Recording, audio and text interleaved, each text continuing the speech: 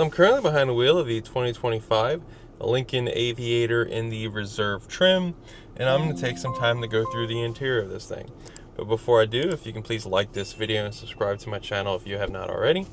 Like I normally do in these interior videos, I'm going to start here over on the left.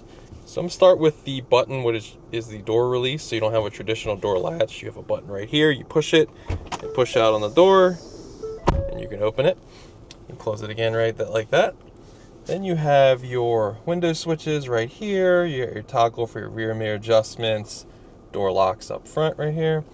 Then on the door card, you also have all the buttons for adjusting the seating position and the comfort level of your seat. So you want to slide it forward, back, everything, you can do it right here. Then you have 3 buttons also for the driver's seating position that you can save.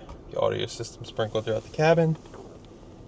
Down here and to the right, you have your button for the rear hatch. Then on both sides of this is the lower and raising the brightness of the gauge cluster, and then you have all your headlight options as well. And then that gauge cluster is right here. So there's different pages that you can cycle through to give you a better layout. So that's kind of a map layout, and when you have it on this, it's kind of like all the driver information that can be cycled through. Trip 1, trip 2, fuel economy, tire pressures for all 4 corners, seat belts showcasing who has their seat belts, currently stationary, so you can see the little red X that says I don't have my seat belt on. Pitch and roll angles of the vehicle, and then back to kind of a map view if you want it, so it's going to showcase it right there. Moving back to the steering wheel, how I was adjusting everything up there, it's basically right here on the right side. There's a page button. It's glossy, but you cycle through that. You can cycle through all the pages. You also have some quick options on your media, phone, navigation, and settings if you want to control that. Over on the left side, you have volume control up and down, tuner controls. You have cruise control. Pushing this kind of illuminates all the buttons down low. And then uniquely up on the steering wheel, there's a talk button located like this if you were driving around. Moving to the navigation display. So there's the home screen that you're normally displayed on. You can have your media and whatever phone you're listening to.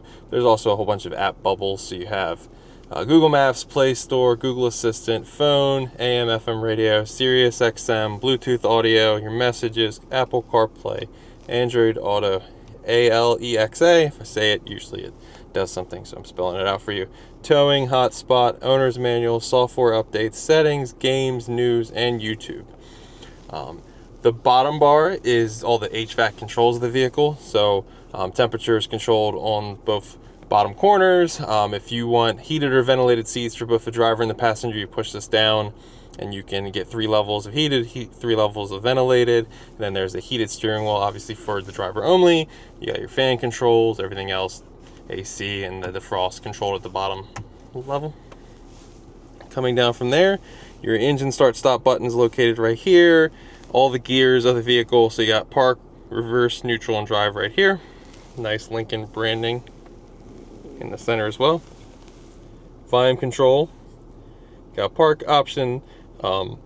Pushing this is a camera. So I'm currently in an industrial park, and this is just showcasing where I'm parked, showcasing better angle right up against the grass. It's kind of that drone view. Pushing again, disappears. You got your hazard button. You got the engine start stop button. If you push it off, it'll illuminate off right here like I do. This is the traction control off button. Then you have the max defrost if you want that as well. Coming back from there, all of the center console has these doors that kind of hide things behind them. So starting over here on the left, you have a charging pad, as well as tucked in here is USB-C and regular USB slots as well. On the right side, you got 2 cup holders, kind of a slot where you can kind of hold a phone. You can put your keys, some change, anything right there. To the left of that, you have the drive mode toggle. So you twist this left and right, and you will go into the different drive modes of the vehicle. So you have the Excite mode, which is responsive and engaging. You have the conserve mode, which is efficient driving. You have the normal mode, which is effortless and balance. You have slippery, slick, icy, loose surfaces, and then deep conditions, deep snow or mud assist. So you can see they got some fancy terms, but Excite is basically sport. You're gonna have a more responsive driving experience. Conserve is efficient driving. You have the little leaf, so clearly that's the eco mode. Normal, it's just the mode that it boots up in. Slippery, if you got a lot of rain, ice, use that mode. And then deep conditions, if you're stuck in a whole bunch of snow, mud, use that one. And then the last thing on the center console is the parking brake toggle right here. Then you have your armrest. Reveals a lot of cubby space. You got some trays you can adjust. There is 2 more USB-C plugs right here. An old school smoker's plug, as I call it, hidden right here. Got some spots for slots. You could probably put like 3, let's say 6 cans of Coke in here. If you take this completely out, you probably put 8 cans of Coke, and it's pretty much a Coke can high, to give you an example of something that you can use to determine your own space. Going to the passenger side, got your glove box. Give you a better look at the passenger door card. Passenger seats. Going to the 3rd row. So I'm going to hop in the 2nd row, just give you a look at what it's like back here, because there is a nice LCD screen for controlling HVAC control. So let's hop in the back now. So now we're in the 2nd row. So it features its own screen back here, so you can control the audio, climate control, the air quality, the heating and cooling, and you got some settings buttons as well. So go into settings, you can control the brightness of the screen, turn it off completely, auto brightness. You got some vents, you got some charging ports down low right here. So you have 2 USB-C plugs. You have a standard plug right here as well. Just give you a better look at the space you get back here. Kind of captain's chairs, so you get armrest.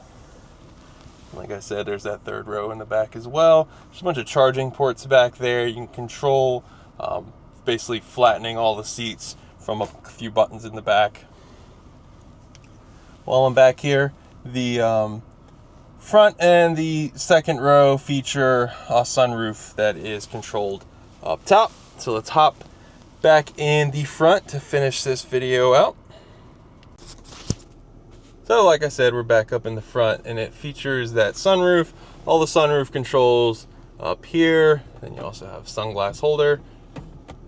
But that is pretty much the interior of the 2025 Lincoln Aviator in the Reserve trim. If there's some feature or detail I didn't go in depth enough on for you, please leave them in the comments below. I'm finding my videos are doing a lot better on the used car market when these vehicles are 1, 2, 3+ years old, and you kind of want to know what a button does, because you don't have the manual anymore. You have any questions, just leave in the comments below and I will answer them. And if you can like this video and subscribe to my channel if you've not already, every little bit helps, and I appreciate it all. Thanks for watching.